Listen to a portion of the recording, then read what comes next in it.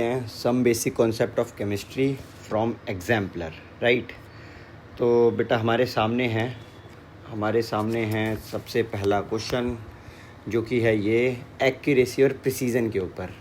बेटा हमने ये एक्यूरेसी और प्रिसीजन को बहुत अच्छे से करा था, याद होगा आप लोगों को बच्चों। बेटा क्या कह रहा है हमसे ये क्वेश्चन हमसे कह रहा है, एक बेसिकली एक स्टूडेंट है, दो स्टूडेंट है हमारे पास, और दो स्टूडेंट्स ने कुछ रिकॉर्डिंग करी है, राइट। टू स्टूडेंट्स ने कुछ एक्सपेरिमेंट परफॉर्म करा। एक्सपेरिमेंट परफॉर्म करने के बाद उन्होंने पाया कि मतलब बेसिकली एक मास है, मान लेते कोई बॉल है, उस छोटा सा बॉल का, आयरन बॉल है, उस छोटे से बॉल का 3 ग्राम का रीडिंग है। अब 3 ग्राम का रीडिंग है। जब स्टूडेंट ए उसे मीजर करने गया है तो आप देख सकते हो कि स्टूडेंट ए ने कहीं ना कहीं मीजर करा है 3.01 और 2.99।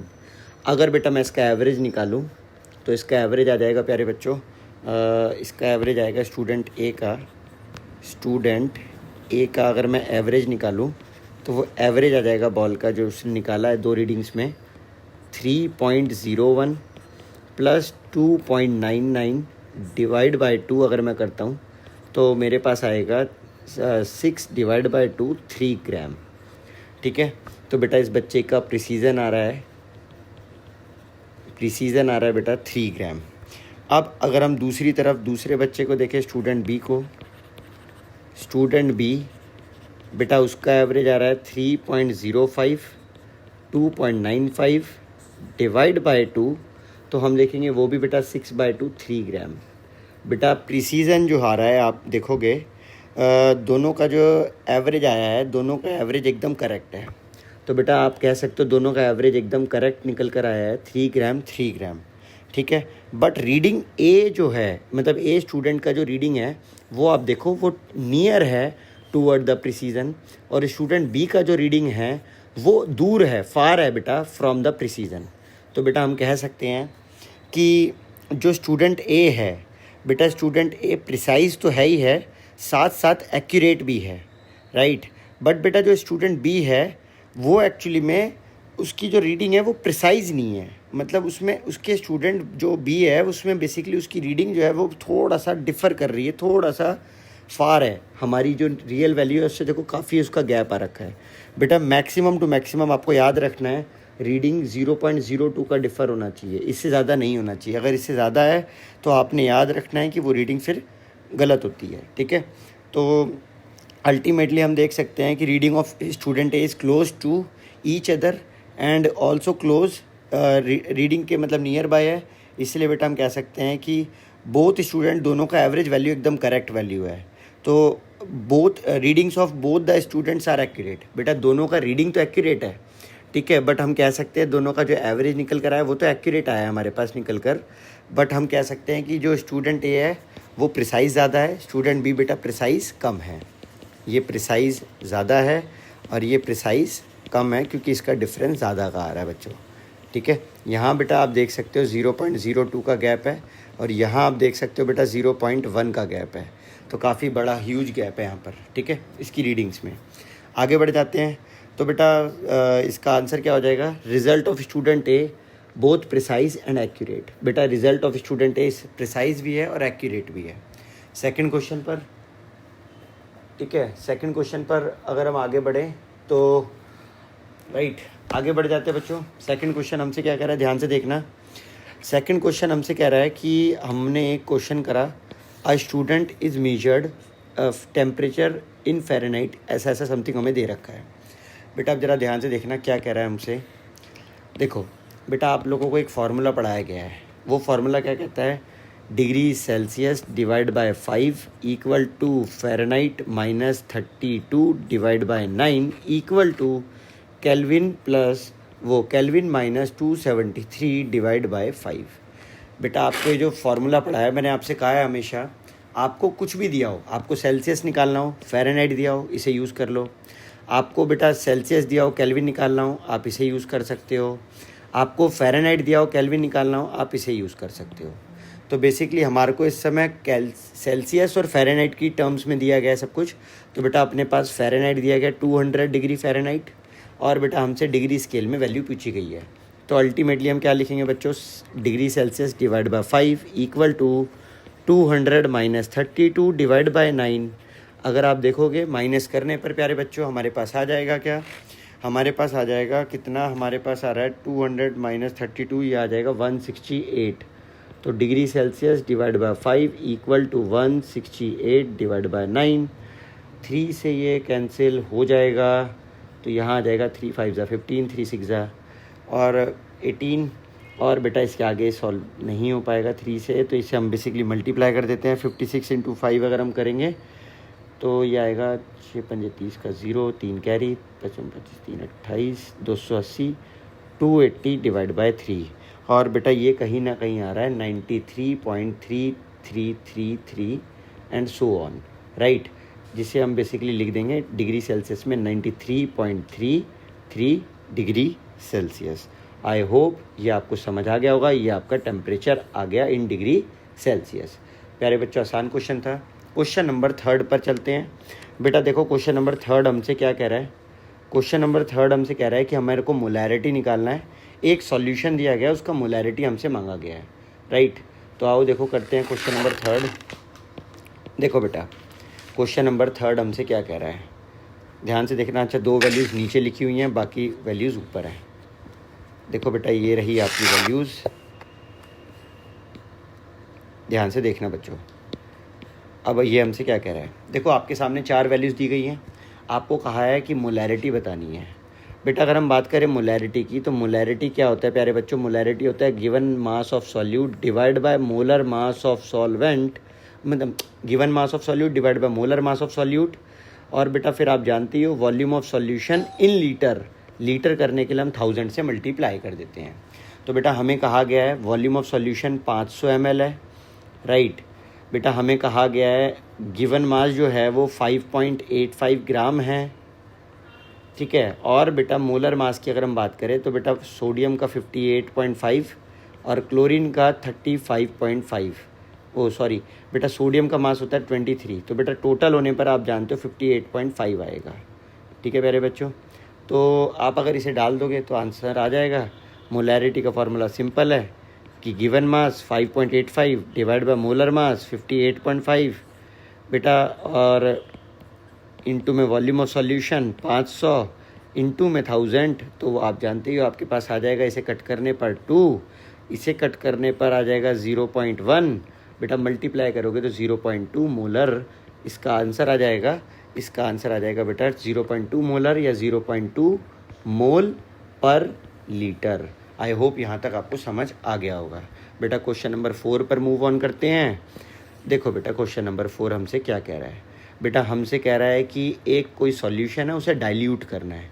बच्चों जब जब आपके सामने ये स्टेटमेंट आएगा कि डाइल्यूशन करना है, तो आपको मैंने एक बात सिखाया है कि कभी भी लिखा हो डाइल्यूशन, कभी भी लिखा हो न्यूट्रलाइजेशन, कभी भी लिखा हो मिक्सिंग। तो बेटा ये वाली स्टेटमेंट ना आपको ये वाली इक्वेशन यूज़ करनी रहती है, मिक्सिंग या डाइल्यूशन या न्यूट्रलाइजेशन। अगर वाटर मिक्सिंग कर रहा है तो ये वाली इक्वेशन यूज़ करनी है आपने, M1V1 इक्वल टू M2V2। बेटा इस इक्वेशन से हमें क्या पता लग रहा है कि सॉल्यूट के मोल्स तो सेम रहेंगे, वाटर बेसिकली ऐड किया जा रहा है या फिर डाइल्यूशन किया जा रहा है, ठीक है। कई बार ये वाली इक्वेशन इस तरह से लगती है कि M1 + V1 M2 + V2 sum up होने पर M3 + V3 M3V3 बन जाता है। तो बेटा अगर आपको ये समझ आ रही है प्यारे बच्चों, तो अब आप मेरी बात को सुनना और समझना, ध्यान से देखना बच्चों। क्या कह रहा है हमसे, बेटा हमसे कह रहा है 500 ml of 5 molar solution is diluted to 1500। बेटा 500 ml का कोई 5 मोलर का सॉल्यूशन, उसे डाइल्यूट करके हमने 1500 ml बना दिया है, और हमसे कह रहा है कि इस समय मोलैरिटी क्या होगी। बेटा क्वेश्चन समझ आ गया होगा प्यारे बच्चों। अगर क्वेश्चन समझ आ गया है तो आइए हम क्वेश्चन स्टार्ट करते हैं, डन है, ठीक है। तो बच्चों अब ज़रा ध्यान से देखना है, इसलिए करना क्या था, कुछ भी नहीं था बेटा, आपने बस क्वेश्चन में लिखना था 500 ml इंटू 5 डिवाइड बाय, बेटा इसे लीटर में बदलने के लिए 1000 से मल्टीप्लाई भी करेंगे, इक्वल टू बेटा आ जाएगा हमारे मोलैरिटी हमें निकालनी है 1500 ml डिवाइड बाय 1000 करेंगे। हालांकि बेटा बच्चे इसे 1000 को नहीं लिखते हैं, क्यों, क्योंकि ये 1000 से 1000 कैंसिल हो जाता है, ठीक है। अब आगे आप देखोगे बच्चों क्या, ये आप 1500 से अगर 1500 को कट करोगे 500 से तो 3 आएगा। और बेसिकली बेटा हमारे पास m2 इक्वल टू जो निकल कर आ रहा है वो आ रहा है 5/3। बेटा 5/3 अगर हम कहें तो m2 की वैल्यू हो जाएगी बेटा 5/3 मोल पर लीटर। ये बेटा आपकी एक्चुअली में मोलैरिटी, जिसे हम कह सकते हैं 1.66 मोल पर लीटर कह लो, चाहे आप इसे 1.66 मोलर कह सकते हो। बोथ आपके जो आंसर्स हैं वो बिल्कुल करेक्ट है बच्चों। आई होप यहाँ तक आपको समझ आ गया होगा। इसके बाद बेटा अब अगर क्वेश्चन नंबर 4 के बाद हम आगे बढ़ें, ये है बेटा अब हमारे पास क्वेश्चन नंबर 5। ठीक है, क्वेश्चन नंबर 5 प्यारे बच्चों क्या कह रहा है हमसे। देखो बेटा ध्यान से सुनना और समझना। देखो बेटा question number 5, number of atoms present in 1 mole of element is equal to Avogadro's number. बेटा बोल रहा है कि नंबर ऑफ एटम्स जो हैं वो इक्वल है 1 mole of element is equal to Avogadro's number. तो कह रहा है which of the following is the greatest number of atoms. तो मतलब इनमें से किसके अंदर ग्रेटेस्ट नंबर ऑफ एटम है। बेटा देखो ये तो हमें ऑलरेडी पता ही था कि 1 mole equal to Avogadro's number के होता है, ये तो बेटा हमें ऑलरेडी पता है। बोल रहा है किसके अंदर ग्रेटेस्ट नंबर ऑफ एटम है। बच्चा ध्यान से देखना, आपको एक फार्मूला याद कराया गया है, आपको एक फार्मूला सिखाया गया है कि number of moles equal to given mass upon में molar mass equal to number of particle upon में एवोगैड्रोस नंबर। बेटा मैं इसी फार्मूले का यहाँ पर यूज़ करने वाला हूँ, तो ध्यान से सीखना। पहला पार्ट बेटा आप देखो कि गिवन मास है 4 ग्राम, मोलर मास है बेटा 4 ग्राम पर मोल और इक्वल टू n अपॉन में n0। तो बेटा आप देख सकते हो कि यहाँ पर आपके जो पार्टिकल निकल कर आ रहे हैं हीलियम के, वो आ रहे हैं बेटा एक्चुअली में n0 पार्टिकल। n0 का मतलब आप जानते ही हो कि n0 का मतलब जो होता है n0 या na, इसका मतलब होता है बेटा 6.022 इंटू 10 की पावर 23। तो मैं बार बार नहीं लिख रहा हूँ। सेकंड नंबर पर आ जाते हैं प्यारे बच्चों। सेकंड नंबर हमसे कह रहा है कि बेटा हमें निकालना है, देखो गिवन मास दिया गया 46 ग्राम, मोलर मास है 23 and given number of particle upon में एवोगैड्रोस नंबर। बेटा हम जानते हैं अगर हम इसे कट करेंगे तो यहाँ पर 2 आएगा, अगर हम मल्टीप्लाई करेंगे तो हमारे पास सोडियम के पार्टिकल्स आ रहे हैं निकल कर 2n0। तो बेटा कहीं ना कहीं ये तो हीलियम से तो ज़्यादा हो गए हैं। ठीक है, हमें ग्रेटेस्ट बताने हैं, तो अभी तक तो ये ग्रेटेस्ट है सेकंड वाला। थर्ड देखते हैं बेटा, गिवन मास है 0.4, मोलर मास है बेटा 40 इक्वल टू n अपॉन में n0। हमें साफ साफ दिख रहा है ये वैसे ही कम होने वाला है। अगर हम इसे करके देख ले तो ये कहीं ना कहीं आ रहा है 4 से, अगर मैं इसे कट करूँ तो 100, तो ये आ रहा है कहीं ना कहीं n0 अपॉन में 100। तो ये कहीं ना कहीं वैल्यू कम ही आ रही है। कैल्शियम के पार्टिकल तो बेटा मेरे को काफ़ी कम लग रहे हैं, ये सबसे लीस्ट निकलने वाले हैं, इसे छोड़ ही दो आप।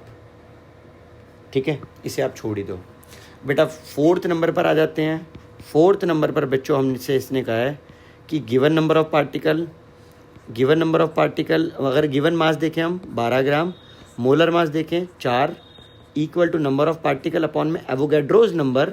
आप देखो बेटा यहाँ पर अगर हम कट करते हैं तो 3 आ रहा है। तो आप देख सकते हो प्यारे बच्चों कि यहाँ पर हमारे एक्चुअली में मैक्सिमम नंबर ऑफ मोल्स आ गए हैं हीलियम के, जो कि कितने आए हैं बेटा, कहीं ना कहीं 3n0 आ गए हैं। देखो अभी हमारे पास जो मैक्सिमम वैल्यू थी पहले वो 2n0 थी, बट अब जो हमारे पास मैक्सिमम वैल्यू है वो 3n0 है।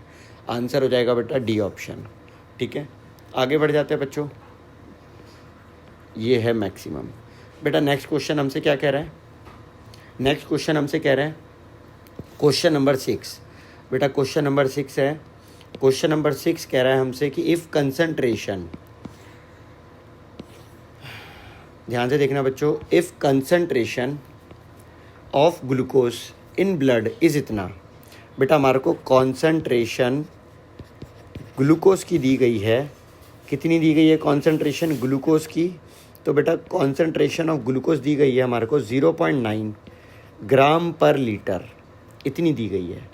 और बेटा हमसे कहा गया what will be the molarity, हमारे से मोलैरिटी मांगा जा रहा है। बेटा अगर मैं मोलैरिटी आपको बताऊं क्या होता है तो आप जानते ही हो प्यारे बच्चों, मोलैरिटी इक्वल टू होता है गिवन मास अपॉन में मोलर मास इनटू होता है बेटा आपका वॉल्यूम ऑफ सॉल्यूशन इनटू होता है बेटा आपका 1000। प्यारे बच्चों अब ध्यान से अगर हम एक बात देखें कि हमें गिवन मास अपॉन में वॉल्यूम दिया गया है, बेटा हमारे को concentration of glucose in blood, यानी कि एक तरीके से ब्लड तो हो गया आपका सॉल्यूशन और बेटा ग्लूकोज हो गया आपका सॉल्यूट। तो आपको ये दिया गया इस समय, तो ये जो आपको दिया गया है प्यारे बच्चों, ये दिया गया आपको गिवन मास अपॉन में मोलर मास। अब क्या है बेटा, अब आपको ध्यान से सुनना होगा। अगर आप देखो इसे ध्यान से समझो, आपको 1 लीटर ब्लड के अंदर, या फिर मैं इसे और अच्छे से समझाऊँ आपको, तो इसका मतलब कहीं ना कहीं है 0.9 ग्राम ग्लूकोज दिया गया आपको, और बेटा वो इन 1 लीटर ऑफ ब्लड में, इन 1 लीटर ब्लड के अंदर दिया गया है। तो बेटा हमारे को कहीं ना कहीं वॉल्यूम ऑफ सॉल्यूशन मिल गया 1, और बेटा हमारे को गिवन मास ऑफ सॉल्यूट मिल गया 0.9। बेटा मोलर मास ऑफ सॉल्यूट क्या होता है, ग्लूकोज का मोलर मास 180 होता है। कैसे होता है आओ जानते हैं बच्चों। ग्लूकोज का फॉर्मूला होता है C6H12O6। अब आप देखोगे कि ग्लूकोज का अगर फॉर्मूला ये रहता है तो कार्बन का मास हो गया 12 × 6, बेटा 6 टाइम्स है कार्बन। हाइड्रोजन का मास हो गया 1 × 12, ऑक्सीजन का मास हो गया 16 × 6। अगर आप ये सम अप करके निकालोगे तो ये आएगा 180 ग्राम पर मोल। अगर यहाँ तक डन है तो अब आप क्या देखोगे बच्चों, हमारे पास ये भी आ चुका है, हमारे पास ये भी है, हमारे पास ये भी है। चलिए मोलैरिटी निकालते हैं बच्चों। तो molarity equal to given mass 0.9 gram, molar mass 180, बेटा वॉल्यूम ऑफ सॉल्यूशन 1 लीटर, और बेटा 1000 से हम कर देंगे मल्टीप्लाई। प्यारे बच्चों हमारे पास जो निकल कर आएगा वो क्या, वो निकल कर आएगा, पॉइंट हटाने पर नीचे आ जाएगा 0, ये 2 0 से ये 2 0 कैंसिल, 9/18, और बेटा ये आ जाएगा इंटू 10। अगर आप इसे कट करोगे तो प्यारे बच्चों हमारे पास आ जाएगा 5 मोल पर लीटर, 5 मोल पर लीटर, या फिर 5 मोलर। आगे बढ़ जाते हैं प्यारे बच्चों। ये अगर हमारा डन हो चुका है तो ठीक है। इसके बाद क्वेश्चन नंबर 6 के बाद हम आ जाते हैं बेटा क्वेश्चन नंबर 7 पर। बेटा क्वेश्चन नंबर 7 हमसे क्या कह रहा है, ध्यान से देखना और बच्चों समझना। क्वेश्चन नंबर 7, देखो बेटा क्वेश्चन नंबर 7 हमसे क्या कह रहा है। देखो बेटा क्वेश्चन नंबर 7 हमसे कह रहा है मोलैलिटी निकाल के दिखानी है। बेटा हमारे को सॉल्यूट का मास दिया गया है, ये रहा जो हमें सॉल्यूट दिया गया है, वो दिया गया है बेटा कितना, वो दिया गया है बेटा 18.25 ग्राम। HCl है, HCl का मोलर मास निकालना बहुत ही आसान है, बेहद आसान। 1 + 35.5 तो आप जानते हो आ जाएगा 36.5 ग्राम पर मोल। बेटा अब अगर आप देखो, अपने को निकालना है मोलैलिटी, और अपने को मास ऑफ सॉल्वेंट भी दिया गया है प्यारे बच्चों, वो है 500 ग्राम। आओ बेटा फॉर्मूला लिखें। हम जानते हैं बच्चों मोलैलिटी का फॉर्मूला होता है given mass of solute divide by molar mass of solute into mass of solvent in KG के लिए हम 1000 से कर देते हैं मल्टीप्लाई। तो प्यारे बच्चों हमारे पास मोलैलिटी निकल कर आ जाएगी गिवन मास 18.25, मोलर मास आपका निकल कर आ जाएगा बच्चों आपका 36.5। बेटा मास ऑफ सॉल्वेंट की जगह अगर हम देखें तो हम 500 पुट कर सकते हैं, और बेटा 1000 तो ऊपर रहेगा ही। अगर आप कट करोगे तो कट करने पर बच्चों आपके पास 2, और अगर आप मल्टीप्लाई करोगे तो आपके पास 36.5 डिवाइड बाय 36.5 आ गया है, और बेटा वो कट कर 1 मोल पर केजी आ जाएगा आपका आंसर। बेटा मोल पर केजी स्पेस ना होने की वजह से हमने थोड़ा सा घिचपिच कर दी है, समझ जाना प्यारे बच्चों। ये ओहो ये तो गड़बड़ हो गई, समझ जाना, ये मोल पर केजी है बेटा, ठीक है। यहाँ पर हम लिख देते हैं चलो छोटा सा मोल पर केजी, ठीक है। तो बेटा ये आपका आंसर आ गया 1 मोल पर केजी, जिसे हम 1 मोलल कह सकते हैं। ये 1 मोल पर केजी है, इसे मोलल कहेंगे बेटा, इसे याद रखना, इसे हम 1 मोलल कहेंगे। देखो एक ऑप्शन हमेशा गलत भी दे रखा होता है, देखो 1 मोलर दे रखा है, बट ये रॉन्ग है, 1 मोलल आंसर होगा, याद रखना। इसका मतलब 1 मोलल ही है, ठीक है, इसे 1 मोलल ही कहते हैं, याद रखना, ठीक है। चलो आगे बढ़ जाते हैं बेटा क्वेश्चन नंबर 7 के बाद क्वेश्चन नंबर 8 का टर्न। क्वेश्चन नंबर 8 बड़ा बेहद आसान सा क्वेश्चन। क्या कह रहा है प्यारे बच्चों हमसे, आओ देखें। बेटा हमसे कह रहा है क्वेश्चन नंबर 8 कि 1 mole of any substance contain, बेटा 1 mole of any substance contain इतने एटम्स या इतने मॉलिक्यूल्स। कह रहा है नंबर ऑफ मॉलिक्यूल H2SO4 के अंदर होंगे जो 100 लीटर है और इसकी इतनी कंसंट्रेशन है, कितने मॉलिक्यूल्स मौजूद हैं। बेटा बड़ा ही आसान क्वेश्चन है, ठीक है, आप ध्यान से सुनना। बस आपको करना कैसे, आराम से मैं आपको बताता हूँ कैसे करना है। देखो बेटा, आप एक बात जान लो कि 1 मोल के अंदर होते हैं इतने एटम्स या इतने मॉलिक्यूल्स, वो खुद ही बता रहा है, ठीक है, इतने एटम्स होते हैं या इतने मॉलिक्यूल्स होते हैं डिपेंडिंग ऑन द सिचुएशन। तो प्यारे बच्चों, वो हमसे कह रहा है कि 1 मोल H2SO4 के अंदर, मतलब नहीं, जितने भी मोल निकलेंगे इस कंसंट्रेशन से और इस वॉल्यूम से, जैसे वॉल्यूम दे रखा है हमारे को और मोलैरिटी दे रखी है 0.02 और वॉल्यूम दे रखा है हमारे को 100 ml का सॉल्यूशन, ठीक है। तो बेटा हमसे कह रहा है कि बताओ इसके अंदर कितने मोल्स निकलेंगे। पहले तो हमें मोल्स निकालने हैं, और जब हम मोल्स निकाल लेंगे तो कह रहा है कि कितने मॉलिक्यूल्स हैं इसके अंदर। तो बेटा सबसे पहले हमारा काम है मोल्स निकालना, और उसके बाद हमारा काम है मॉलिक्यूल्स निकालना। तो आओ बेटा सबसे पहले मोल्स की बात करते हैं, मॉलिक्यूल्स को भाड़ में जाने दो। बेटा देखो फॉर्मूला सिंपल है, molarity equal to given mass divide by molar mass into में बेटा आ जाएगा volume of solution. In litre के लिए आप 1000 कर दोगे। प्यारे बच्चों, आप एक बात जानते हो, मोल्स निकालने हमें सॉल्यूट के, यानी कि हमें ये पूरा निकालना है बेटा, यानी कि हमारे को एक्चुअली में ये NB निकालना है। और बेटा हम 1000 की जगह 1000 ही रहने देते हैं, और वॉल्यूम की जगह वॉल्यूम ही रहने देते हैं, और मोलैरिटी ही रहने देते हैं। हमें NB फाइंड आउट करना है, हमारे को यहाँ पर बच्चों NB फाइंड आउट करना है, याद रखना, ये हमारा एम है फाइंड करना। तो प्यारे बच्चों आओ पुट करें। बेटा आप देखोगे मोलैरिटी दी गई है 0.02, मोलैरिटी दी गई है 0.02, वॉल्यूम ऑफ सॉल्यूशन दिया गया है 100। बेटा 1000 से हम कर देते हैं मल्टीप्लाई, और number of moles of solute हमें निकालने हैं। प्यारे बच्चों अगर हम देखें तो बेटा हमारे पास निकल कर आ जाएगा, ये कट हो जाएगा इससे, और बेसिकली हमारे पास निकल कर आ जाएगा 0.02 डिवाइड बाय 10। बेटा ये आ जाएगा 0.002 मोल्स, ठीक है। अगर आपको प्यारे बच्चे समझ आया, अब ध्यान से सुनिएगा। बेटा आपके पास मोल्स आ चुके हैं, आपके पास मोल्स आ चुके हैं सॉल्यूट के, कितने 0.002 मोल्स। अब बच्चों आप एक बात जानते हो, 1 मोल में इतने सब्सटेंस होते हैं, तो बेटा आप जानते ही हो कि इतने मोल्स में इतने ही सब्सटेंस होंगे। तो बेटा इतने मोल्स में 0.002 इंटू 6.022 इंटू 10 की पावर 23 मॉलिक्यूल्स ऑफ H2SO4 होंगे, मॉलिक्यूल्स ऑफ H2SO4 होंगे। तो बेटा अगर आप देखो, अगर मैं पॉइंट हटाऊं तो यहाँ पर आएगा 1 2 3 0, और इन 3 0 से इन 3 0 को अगर मैं कट कर दूं तो यहाँ 20 बचेगा। 2 से अगर मैं 6 को मल्टीप्लाई कर दूं तो 12 बन जाएगा। तो ये हो जाएगा 12.044 इंटू 10 की power 20 molecules of H2SO4। I hope प्यारे बच्चों ये आपको समझ आया होगा। अब हम आगे बढ़ जाते हैं बेटा, हमारा 8 के बाद है क्वेश्चन नंबर 9 का टर्न। बेटा क्वेश्चन नंबर 9 क्या कह रहा है बच्चों, आओ समझे। क्वेश्चन नंबर 9 ध्यान से देखना बेटा, अरे 1 मिनट रुकना। क्वेश्चन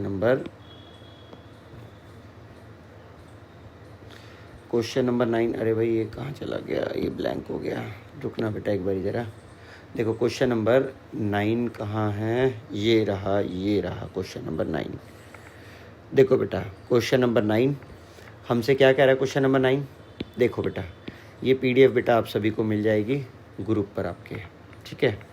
अब ज़रा ध्यान से देखना, क्वेश्चन नंबर 9 हमसे क्या कह रहा है, और क्वेश्चन नंबर 9 का नीचे एक ऑप्शन भी दिया गया है, ये भी ले लेते हैं, यहाँ से कॉपी पेस्ट कर लो। चलो बेटा आओ शुरू करें। क्वेश्चन नंबर 9 हमसे क्या कह रहा है। देखो बेटा क्वेश्चन नंबर 9 है हमारे सामने कि ये हमसे कह रहा है, ये क्या कह रहा है, देखो आपके सामने है कि हमसे कह रहा है मास परसेंटेज ऑफ कार्बन निकालना है कार्बन डाइऑक्साइड के अंदर। बेटा सबसे पहले ना हम ना mass, molar mass of carbon dioxide निकाल ही लेते हैं। अगर हम molar mass of carbon dioxide की बात करें तो हम लिखेंगे mass of carbon plus twice of mass of oxygen हम लिखेंगे। बेटा हम जानते हैं मास ऑफ कार्बन है 12, और बेटा ट्वाइस मास ऑफ ऑक्सीजन है प्यारे बच्चों 16। तो टोटल मास निकल कर आएगा 12 और प्लस 32, अगर हम ऐड करेंगे तो आएगा 44 ग्राम पर मोल। अब प्यारे बच्चों अगर आपके पास मास ऑफ कार्बन डाइऑक्साइड आ ही चुका है, जो आपके सामने है, molar mass of carbon dioxide जो आपके सामने आ चुका है 44 ग्राम पर मोल। अब बेटा आपसे कह रहा है मास परसेंटेज आप बताओ कार्बन का क्या होगा। अब ज़रा ध्यान से सुनना बेटा, हम लिखेंगे प्यारे बच्चों, क्या लिखेंगे, हम लिखेंगे mass percentage of carbon equal to mass of carbon divide by mass of carbon dioxide into 100। तो बेटा मास ऑफ कार्बन कितना है, वो बेटा हम लिख देंगे 12 divide by mass of carbon dioxide वो है बेटा 44 इंटू 100 अगर हम करें तो बच्चों आप देख सकते हो ये आ जाएगा कहीं ना कहीं 1200/44। और इसको काटा पीटी अगर हम मचा दें तो इसे मचाने के बाद कहीं ना कहीं आएगा बेटा 27.27%। ठीक है बच्चों, ठीक है। ये बेटा कैलकुलेशन थोड़ा सा आपको देखना पड़ेगा, ठीक है। अगर मैं कैलकुलेशन करूँगा तो थोड़ा सा लंबी वीडियो हो जाएगी और वो मैं नहीं चाहता हूँ, ठीक है बेटा। क्वेश्चन नंबर 9 के बाद क्वेश्चन नंबर 10 की टर्न प्यारे बच्चों। क्वेश्चन नंबर 10 बहुत ही प्यारा सा क्वेश्चन, आओ बेटा करें क्वेश्चन नंबर 10। क्या कह रहा है हमसे क्वेश्चन नंबर 10, देखना बेटा। क्वेश्चन नंबर 10 ये है हमारे पास एक इजी सा क्वेश्चन बेटा। हमसे कह रहा है यहाँ पर क्वेश्चन नंबर 10, देखो ये रहा बेटा। कह रहा है इम्पीरिकल फार्मूला और मॉलिक्यूलर फार्मूला बनाना है आपको। अच्छा इम्पीरिकल दे रखा है उसने ऑलरेडी, इम्पीरिकल फार्मूला दिया है बेटा उसने हमारे को। देखो इम्पीरिकल फार्मूला उसने हमारे को दिया है C1H2O और कह रहा है कि आप एक्चुअली में मॉलिक्यूलर फार्मूला बना के दिखाओ। अच्छा उसने एक और चीज़ दिया, उसने मॉलिक्यूलर फार्मूला का मास दिया है बेटा हमारे को, वो दिया 180 ग्राम, ठीक है। और आपसे कह रहा है बेटा कि आपको मेरे को मॉलिक्यूलर फार्मूला बना के दिखाना है। तो प्यारे बच्चों हमारे को जो बनाना है वो है मॉलिक्यूलर फार्मूला। अब कैसे बनाओगे, आओ बेटा देखते हैं कैसे बनाएंगे हम। ध्यान से देखना बेटा, हम लिखेंगे सबसे पहले ना n निकालना होता है। और मैंने आपको बताया बेटा n जो होता है वो होता है molecular formula mass divide bye empirical formula का मास। अब आप देखोगे प्यारे बच्चों मेरे पास एम्पीरिकल फार्मूला है ऑलरेडी, तो इसका अगर मैं मास निकाल लूँ, अगर मैं एम्पीरिकल फार्मूला का मास निकाल लूँ तो प्यारे बच्चों वो बड़ा आसान है निकालना। कार्बन का मास 12, हाइड्रोजन का मास 2, ऑक्सीजन का मास 16। बेटा 2 हाइड्रोजन है इसलिए 2 बोला है मैंने, ठीक है। तो बच्चों अगर आप ये सम अप करोगे 12 और 2 14, 14 और 30 अगर आप सम अप करोगे तो 30 आ जाएगा, 30 ग्राम आ जाएगा। अब बेटा अगर आप देखो n की वैल्यू अगर 30 आ रही है तो आप देखो मैं अगर ऊपर लिख देता हूँ मोलर मास की जगह, तो वो बेटा हमारे को दे रखा है 180, तो मैं डालने जा रहा हूँ 180। और नीचे बेटा अगर मैं देखूँ 30 तो मेरा कटने पर n का वैल्यू आ जाएगा 6। प्यारे बच्चों जैसे ही मैं कट करूँगा तो कट करने पर हमारा n का वैल्यू 6 आएगा। अब जैसे ही हमारा n का वैल्यू 6 आएगा तो एक बात याद रखना कि एम्पीरिकल फार्मूला को जब हम n से मल्टीप्लाई करते हैं तब हमारा जाके मॉलिक्यूलर फार्मूला बनता है। तो बेटा अगर आप देखो मॉलिक्यूलर फार्मूला जो आपका आएगा निकल कर वो आएगा एम्पीरिकल फार्मूला जो कि आपका था C1H2O। और बेटा अगर आप उसे मल्टीप्लाई कर लोगे 6 से तो आपके पास आ जाएगा C6H12O6। आई होप प्यारे बच्चों यहाँ तक आपको समझ आ गया होगा मॉलिक्यूलर फार्मूला कैसे बनाते हैं। बेटा अब हम बढ़ते हैं क्वेश्चन नंबर 11 की तरफ। हमसे यहाँ पर सिग्निफिकेंट फिगर्स पूछा गया है, आओ बेटा देखते हैं सिग्निफिकेंट फिगर्स। देखो बेटा क्या कह रहा है हमसे यहाँ पे सिग्निफिकेंट फिगर्स के नाम पर, कह रहा है डेंसिटी दे रखी है हमारे को, ठीक है बेटा। डेंसिटी दी गई है 3.12 ग्राम पर ml। बेटा अगर बोला जाए आगे, कह रहा है मास बता दो जिसका वॉल्यूम है 1.5 ml। बेटा वॉल्यूम दे रखा है, मास निकालना है, हमें मास निकालने के लिए कह रहा है। बच्चा अगर आप एक चीज़ देखो कि हमारे को एक बात पता है प्यारे बच्चों, क्या कि डेंसिटी इक्वल टू होता है मास बाय वॉल्यूम। अगर density equal to mass by volume होता है तो आप देखोगे मैं यहाँ पर लिखूँगा बच्चों, क्या यहाँ पर मैं लिखूँगा डेंसिटी जो कि 3.12 है, मास जो कि हमें निकालना है, वॉल्यूम जो कि 1.5 है। बेटा अगर मैं इन दोनों को मल्टीप्लाई कर दूँ तो आप देख पाओगे कि मेरा मास निकल कर आ जाएगा कितना, 3.12 इंटू 1.5। अगर मैं मल्टीप्लाई करूँ तो बेटा मल्टीप्लाई होने के बाद मेरा जो वैल्यू आ रहा है बच्चों वो कहीं ना कहीं आ रहा है, शायद 4.68। एक बार करके देख लेते हैं, रुक जाओ। 3.12 मल्टीप्लाइड बाय 1.5, हाँ बेटा 4.68 आएगा हमारा ग्राम निकल करके। बट अब मेरी बात ज़रा ध्यान से सुनना बच्चों, देखो हमें बताना था सिग्निफिकेंट फिगर्स। बेटा अब आप देखोगे जब भी मल्टीप्लिकेशन होती है और जब भी डिवीजन होता है तो बेटा हम हमेशा क्या करते हैं, हम हमेशा एक्चुअली में याद रखना, जब भी मल्टीप्लिकेशन होती है और जब भी डिवीजन होता है तो हमेशा हम लीस्ट सिग्निफिकेंट फिगर्स की तरफ मूव ऑन करते हैं, और जब भी प्लस होता है और माइनस होता है तो हम हमेशा लीस्ट डेसिमल की तरफ शिफ्ट करते हैं। क्योंकि बेटा हमने यहाँ तो मल्टीप्लाई करा है तो बेटा हम यहाँ पे लीस्ट सिग्निफिकेंट नंबर की तरफ शिफ्ट करेंगे। आप देखो इसके अंदर 3 सिग्निफिकेंट फिगर्स थे प्यारे बच्चों, और इसके अंदर आप देखोगे 2 सिग्निफिकेंट फिगर्स थे। तो प्यारे बच्चों हम एक्चुअली में लीस्ट सिग्निफिकेंट फिगर्स की तरफ अगर टर्न करेंगे तो आप देखो मेरे को लीस्ट सिग्निफिकेंट फिगर जो है वो 3 नहीं है, वो 2 है। तो बेटा अगर 2 सिग्निफिकेंट फिगर लीस्ट है तो मेरे को इसको 2 में कन्वर्ट करना है। अब 2 में कन्वर्ट करने के लिए बेटा मैं इसे 4.6 नहीं लिख सकता, क्योंकि इसके आगे वाला नंबर जो इसका फॉलोइंग नंबर है वो कहीं ना कहीं एक्चुअली में 5 से बड़ा है। तो बेटा मुझे उसको राउंड ऑफ करने के लिए यहाँ पर मुझे एक इंक्रीज़ करना पड़ेगा। आंसर हो जाएगा 4.7 ग्राम। आई होप ये आपको समझ आया होगा। आगे बढ़ जाते हैं प्यारे बच्चों। 11वें के बाद क्वेश्चन नंबर हमारा 12। क्वेश्चन नंबर 12 हमसे क्या कह रहा है? देखो बेटा क्वेश्चन नंबर 12 हमसे कह रहा है बच्चों, देखो आसान सा एक क्वेश्चन है, ठीक है। PDF ग्रुप पर पहुंच जाएगी, वहाँ से अवेल कर लेना। अभी हम यहाँ पर बस देखो बेटा क्वेश्चन नंबर 12 हमसे कह रहा है कि इनमें से कौन सा स्टेटमेंट गलत है, ठीक है। अब पहला स्टेटमेंट अगर हम पढ़ें, अब molecule of compound has atoms of different element. बेटा ये बात सच है, जो मॉलिक्यूल ऑफ कंपाउंड होता है, जैसे आप देखो एक कंपाउंड मैंने लिख दिया कॉपर सल्फेट, इसमें अलग अलग एटम है, ये बात बिल्कुल सच है। तो ये बात बिल्कुल ट्रू है बेटा, इसमें डिफरेंट डिफरेंट एटम्स हैं, डिफरेंट एटम्स हैं, ठीक है। तो बेटा डिफरेंट एटम्स हैं, तो पहली बात ट्रू है, ठीक है। आगे बढ़ जाते हैं। इसके बाद सेकंड नंबर पर है, a compound can not be separated into constituent elements by the physical method. बेटा कंपाउंड जो होता है वो कैन नॉट बी सेपरेटेड। बेटा जो एक कंपाउंड होता है वो फिजिकल मेथड से सेपरेट नहीं होता। आपने पढ़ा ही होगा, 10th क्लास में पढ़कर आए हो प्यारे बच्चों, कि कंपाउंड्स जैसे आपने पढ़ा था जिंक कार्बोनेट है, इससे जिंक कार्बोनेट से जिंक अलग किया जाता था, कार्बोनेट अलग किया जाता था। 10th क्लास में आपने देखा। तो ये कैसे करते थे आपको पता है, ये अलग होता था कैल्सिनेशन की हेल्प से। तो बेटा ये सही बात है, ये केमिकल प्रोसेस थी, फिजिकल तो थी नहीं। तो ये बात भी देखा जाए तो ट्रू लिखी है। बेटा थर्ड नंबर पर आ जाते हैं। थर्ड नंबर पर आप देखोगे कंपाउंड जो होता है वो रिटेन करता है physical properties of its constituent. No बेटा, आप देखो हाइड्रोजन है, उसकी एक अलग प्रॉपर्टी है, ऑक्सीजन है, उसकी एक अलग प्रॉपर्टी है। जुड़ने के बाद जब वो वाटर बन जाता है तो उसकी डिफरेंट प्रॉपर्टी है, उसकी डिफरेंट प्रॉपर्टी होती है, जो कि डिफरेंट होती है हाइड्रोजन और ऑक्सीजन की प्रॉपर्टीज से। इनकी डिफरेंट प्रॉपर्टी है। तो बेटा ये वाली लाइन फॉल्स लिखी है, ये लाइन फॉल्स है प्यारे बच्चों, ठीक है। तो यही आंसर हो गया, इनकरेक्ट स्टेटमेंट ही पूछा गया था। और बेटा लास्ट है, the ratio of atom of different element in a compound is fixed. बेटा ये बात सच है, पानी कहीं का भी हो, स्विट्जरलैंड का हो चाहे इंडिया का हो, बेटा उसमें हाइड्रोजन 2 ही रहेंगे और वाटर ऑक्सीजन 1 ही रहेगा, ये फिक्स होता है, ये बात सच है। तो बेटा ये बात भी ट्रू लिखी है, ये बात भी ट्रू लिखी है, ये बात भी ट्रू लिखी है और ये बात भी ट्रू लिखी है, ठीक है। आगे बढ़ जाते हैं बेटा, बट ये फॉल्स है, याद रखना बच्चों। चलिए बेटा क्वेश्चन नंबर 12 के बाद क्वेश्चन नंबर 13 का टर्न।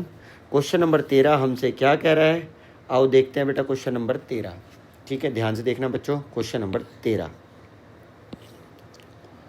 देखो बेटा। क्वेश्चन नंबर 13 एक एक एक एक एक हमारे सामने इक्वेशन दिया गया है। ये इक्वेशन है कुछ इस तरह से बेटा। इस इक्वेशन में वो कह रहा है total mass of the iron and oxygen in reactant equal to total mass of iron and oxygen in the product, this is the law of conservation of mass. बेटा पहली स्टेटमेंट बिल्कुल करेक्ट है, यही आंसर हो गया, क्योंकि उसने correct statement मांगी थी, पहली करेक्ट है, तो ये आंसर हो गया बेटा, ठीक है। और total mass of reactant equal to total mass of the product, ये मल्टीपल प्रोपोर्शन है, ये नहीं है बेटा, ये फॉल्स है, ठीक है। फिर amount of Fe2O3 can be increase by taking one of the reactant in excess. No बेटा, हमेशा लिमिटिंग रीजन डिसाइड करता है रिएक्शन को, तो बेटा ये भी फॉल्स लिखा हुआ है। एक को फॉल्स ले लोगे तो कभी आगे प्रोडक्ट नहीं बढ़ पाएगा, ऐसा नहीं है। और बेटा यहाँ लिखा है amount of Fe2O3 will decrease if any of the reactant is taken in excess. नहीं बेटा ऐसा नहीं है, मैंने आपको बताया अभी कि लिमिटिंग रीजन डिसाइड करता है बेटा रिएक्शन को, ठीक है। 13वें के बाद बेटा क्वेश्चन नंबर 14 का टर्न। क्या कह रहे हैं प्यारे बच्चों, हमारे को एक क्वेश्चन नंबर 14 में कहा गया है कि which of the following does not according to the law of conservation of mass. कौन सा क्वेश्चन, मतलब कौन सी equation law of conservation of mass के अकॉर्डिंग नहीं है, हमें ये कहा गया है। ठीक है, चलिए बच्चों, law of conservation of mass के अकॉर्डिंग कौन सी इक्वेशन नहीं है, हमें ये बताना है। कैसे करेंगे देखते हैं बच्चों, आप ज़रा ध्यान से देखना। देखो बेटा, ये देखा जाए तो देखो 2 मैग्नीशियम है। देखो law of conservation of mass simple सी एक बात बोलता है कि mass of reactant equal to mass of product, और उसको हम ऐसे देख सकते हैं कि हमारे एटम सेम सेम होने चाहिए। तो मैग्नीशियम यहाँ पर 2 है, ऑक्सीजन यहाँ पर 2 है, यहाँ पर मैग्नीशियम ऑक्सीजन 2 है, तो यहाँ mass of reactant equal to mass of product आ जाएगा। तो ये बिल्कुल ट्रू है, ये तो काम कर रही है। बेटा अब बात करें अगर हम, तो यहाँ पर आप देखो, यहाँ पर कार्बन आपके 3 है, यहाँ पर कार्बन आपका 1 है। बेटा ये सेकंड वाले ऑप्शन में आप देखो मास of reactant mass of product के इक्वल नहीं आ पाएगा, क्योंकि यहाँ पर कार्बन 3 है और यहाँ पर कार्बन 1 है। तो पक्का मास जो है वो यहाँ पर पक्का 12 के हिसाब से अगर आप देखोगे तो यहाँ पे 36 ग्राम ज़्यादा होगा, यहाँ पे 36 ग्राम होगा और यहाँ पे 12 ही ग्राम रहेगा कार्बन का। तो कहीं ना कहीं ये गड़बड़ी होगी, तो यही आंसर है। ये देखो यहाँ पे फॉस्फोरस 4 है, यहाँ पर फॉस्फोरस 4 है, यहाँ ऑक्सीजन 10 है, यहाँ ऑक्सीजन 10 है, तो यहाँ पर mass of reactant equal to mass of product के होगा। और प्यारे बच्चों अगर आप लास्ट रिएक्शन देखोगे तो उसमें भी पक्का यही होगा, क्योंकि आंसर तो हमें मिल ही चुका है सेकंड। यहाँ देखो कार्बन 1 है, यहाँ कार्बन 1 है, यहाँ हाइड्रोजन 4 है, यहाँ हाइड्रोजन 4 है, और यहाँ ऑक्सीजन 4 है, यहाँ ऑक्सीजन 2 ये रहा और 2 ये रहा। तो यहाँ पर बेटा ये फॉलो करेगा, मास ऑफ रिएक्टेंट इक्वल होगा मास ऑफ प्रोडक्ट के। आगे बढ़ जाते हैं प्यारे बच्चों। अब हमसे क्या कह रहा है 14 के बाद क्वेश्चन नंबर 15 पर आ जाते हैं। क्वेश्चन नंबर 15 क्या कह रहा है बेटा, देखना ज़रा। क्वेश्चन नंबर 15 हमसे कह रहे हैं यहाँ पर कि विच ऑफ द फॉलोइंग, बेटा एक क्वेश्चन है हमसे क्वेश्चन नंबर 15 में कि which of the following statement indicates that law of multiple proportion is being followed. बेटा लॉ ऑफ मल्टीपल प्रोपोर्शन क्या कहता है, आइए बेटा एक बार समझते हैं। बेटा लॉ ऑफ मल्टीपल प्रोपोर्शन कहता है कि अगर आपके एलिमेंट फिक्स रहें और बट 2 एलिमेंट मिलके अलग अलग तरीके के 2 कंपाउंड बनाते हो। मैंने बेटा आपके लिए 2 एग्जाम्पल लिख दिए हैं। देखो बेटा, देखो एलिमेंट फिक्स है यहाँ पर, इन दोनों केसेस में कार्बन और ऑक्सीजन फिक्स है, इन दोनों केसेस में सल्फर और ऑक्सीजन फिक्स है। ठीक है, यहाँ पर बेटा आप देख सकते हो कार्बन और ऑक्सीजन फिक्स हैं, और यहाँ पर आप देख सकते हो सल्फर और ऑक्सीजन फिक्स है। अब मगर देखो इनके अंदर एलिमेंट का मास अगर हम देखें 12 और ऑक्सीजन का 16, और यहाँ पर 12 और 32, और यहाँ पर बेटा अगर हम देखें सल्फर का 32 और ऑक्सीजन का 32, और यहाँ अगर हम देखें सल्फर का 32 और ऑक्सीजन का 48 मास है। ठीक है, ये मैंने आपको ऑलरेडी पढ़ा रखा है बच्चों। ठीक है, तो आप देखोगे यहाँ पर अगर मैं रेशियो देखूँ ऑक्सीजन का और ऑक्सीजन का, तो ये होल नंबर में होगा। यही बोलता है लॉ ऑफ मल्टीपल प्रोपोर्शन। मैं एक बार आपको इसकी स्टेटमेंट बता देता हूँ। बेटा सिंपल सा कहता है लॉ ऑफ मल्टीपल प्रोपोर्शन कि masses of oxygen combined with the fixed mass of carbon और सल्फर जो होता है बेटा वो हमेशा bear the simple ratio two each other. तो बेटा bear the simple ratio two each other. ठीक है, जो यही है एक्चुअली में लॉ ऑफ मल्टीपल प्रोपोर्शन। मैं एक बार फिर से बता देता हूँ, लॉ ऑफ मल्टीपल प्रोपोर्शन हमसे क्या कहेगा, तो लॉ ऑफ मल्टीपल प्रोपोर्शन हमसे क्या कहेगा बेटा, सिंपल सी बात कहेगा। क्या आपने याद रखना है कि masses of oxygen combine with fixed mass of carbon in case 1 and sulfur in case 2. Carbon in case 1 and sulfur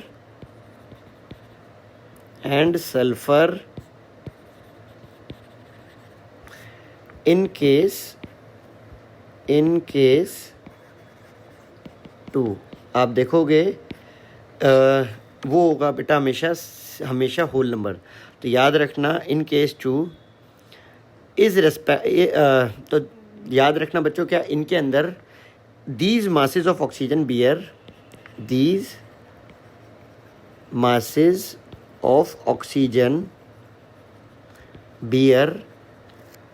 a simple ratio simple ratio two each other. बेटा मैं आपको अभी करके दिखा देता हूँ, ध्यान से देखना कैसे सिंपल रेशियो है। देखो बेटा 16 और ऑक्सीजन अगर आप 32 का रेशियो देखोगे तो बच्चों यहाँ पर रेशियो आएगा 1:2 का, यहाँ पर रेशियो आएगा 1:2 का। और बेटा सेम वे में अगर आप यहाँ पर देखोगे 32 और 48 का रेशियो, तो बेटा यहाँ पर रेशियो जो आएगा वो आएगा 16 दूनी 32, 16 तिया 48, 2 और 3 का। तो बेटा वो सिंपल रेशियो निकल कर आता है 1:2 या फिर 2:3, डिपेंडिंग ऑन केस 1 या केस 2। आई होप यहाँ तक समझ आ गया होगा। तो बेटा इसका ऑप्शन का आंसर क्या हो जाएगा? बेटा इसने बोला है कि कौन सा स्टेटमेंट इंडिकेट करता है लॉ ऑफ मल्टीपल प्रोपोर्शन को। तो बेटा इसका आंसर हो जाएगा कि carbon forms 2 oxides, carbon dioxide and carbon monoxide. तो इसका आंसर यहाँ पर फर्स्ट वाला हो जाएगा। बेटा इसी तरीके से आप और भी कोई एग्जांपल ले सकते थे, आप नाइट्रोजन का ले सकते हो, नाइट्रोजन ऑक्सीजन, नाइट्रोजन डाइऑक्साइड, या फिर इस तरीके से आप बेसिकली एग्जांपल बदल भी सकते हो। आप इस पर भी ये चीज़ अप्लाई करोगे तो यहाँ पर भी ये चीज़ काम करेगी ही करेगी। ठीक है, ये अनदर एग्जांपल अगर आप लेना चाहो तो ले सकते हो बच्चों। ठीक है, आई होप यहाँ तक बेटा आपको समझ आया होगा। बेटा पार्ट 2 के अंदर हमें मल्टीपल चॉइस क्वेश्चंस हैं, उन्हें मतलब 2-2 आंसर रहने वाले शायद, ऐसा कुछ है। तो वो बेटा हम पार्ट 2 में कवर करेंगे। ठीक है, आई होप बच्चों यहाँ तक आपको समझ आया होगा, मज़ा आया होगा। बाय बाय बच्चों।